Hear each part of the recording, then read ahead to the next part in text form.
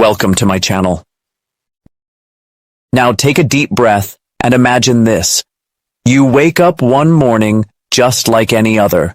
You stretch, yawn, maybe glance at your phone, except the Wi-Fi's down. You look outside and something is off. The streets are eerily quiet. No engine sounds, no buses, no airplanes in the sky. And then it hits. The news flashes on every screen that still works. Oil is gone. All of it. Everywhere. Not in a week, not in a year. Today. And just like that, the world we once knew begins to crumble. The first blow hits the gas stations. Chaos erupts as people rush to fill up, but it's already too late. Pumps run dry. Tempers flare. Lines form, then dissolve into desperation. People clutch empty fuel cans, hoping for a miracle that won't come. Cars clog every major road. Engines stop. Horns fall silent. Highways turn into graveyards of steel. In cities like London and New York, stunned crowds gather. But the shock is only just beginning. Within hours, world leaders scramble. Emergency meetings are called. Nations declare a global state of emergency. Because here's the truth. Oil isn't just for driving. It's in everything. From the food we eat to the clothes we wear, from the medicine we depend on to the roofs over our heads, oil has been the invisible engine of our modern world. Without it, the wheels stop turning. Power grids begin to falter. While some electricity comes from coal or renewables, half of our infrastructure still depends on oil-based transportation. Trains and trucks that deliver coal can't move anymore, which means blackouts. Hospitals are next. Generators hum for a while, until they don't. There's no fuel to keep them going. And the medical supplies? Most of them come from petrochemicals. IV bags, gloves, syringes, bandages, even common pills, all made using oil. Once the stockpiles run out, there's no way to restock them. Surgeries are canceled. People with chronic illnesses lose access to life-saving treatments. Doctors work with bare hands. Nurses stitch wounds by candlelight. And then the silence spreads. And the food? Well, food doesn't magically appear in supermarkets. The tractors that plow fields run on diesel.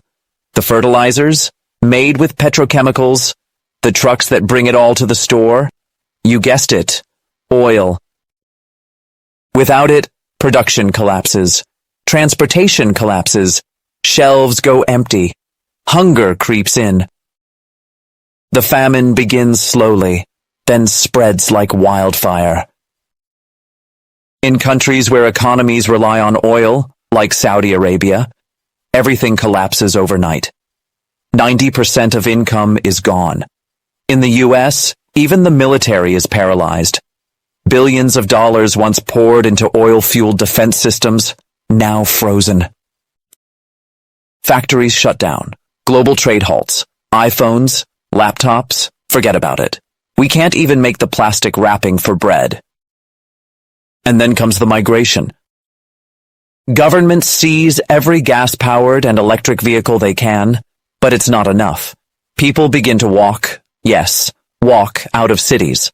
Some head for villages, others aim for forests, rivers, anywhere food might grow. Civilization starts moving backward. Cities become ghost towns. Animals move in. Empty cars rust on the roads, symbols of an era that's over. A year passes. Winter hits hard in northern countries. Without oil, there's no heat. Southern nations suffer drought and famine. Massive numbers of people gather around the Mediterranean, seeking warmth, water, and survival. Just like ancient times, rivers and coasts become the heart of human life again. And you know what? Nature starts healing. No factories, no cars, no planes. The sky's clear. For the first time in generations, the air feels clean when we breathe. Animals flourish. The earth begins to bloom. But the price is staggering. Billions gone. Whole nations changed. A new way of life begins. And in the middle of this struggle, hope returns in the form of something small, green, and powerful: algae. Scientists discover that certain types of algae can be modified to produce fuel. Not just any fuel, biofuel that's 7 times more efficient than traditional fossil fuels. It grows fast. It doesn't need rich soil. It can be harvested again and again. And best of all, it's clean. 10 years after oil vanishes, we've made progress. 50 billion liters of algae-based biofuel are produced. Trucks begin moving again. Electric ones powered by this new miracle fuel. But air travel? Still a luxury. Only top leaders have access to small private planes. Airports like JFK, once buzzing with millions of travelers, now see only a handful of passengers each month. The skies are nearly silent. But land travel? That's coming back. Slowly. Electric trucks haul supplies to new human settlements. The very first delivery? Medical gloves made from gas-free polymers, new syringes, hospital tools. Bit by bit, health services reboot. A fragile system begins to form. Yet the world is still fractured. Nations that used to dominate are now dependent. Saudi Arabia and Russia no longer control energy. New giants rise.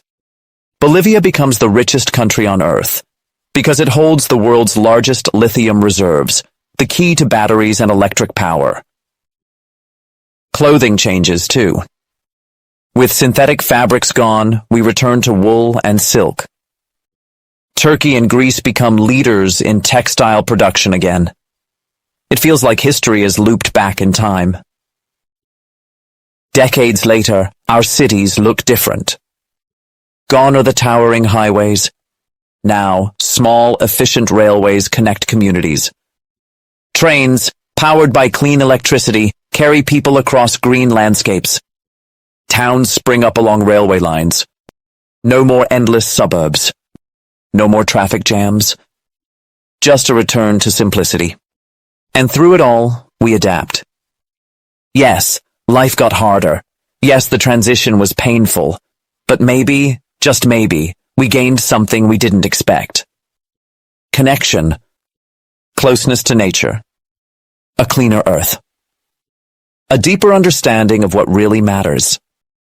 So the next time you fill up your gas tank, or unwrap a plastic bottle, or turn on a light, take a second to think. Because oil won't last forever. And when it's gone, will we be ready? Thanks for watching.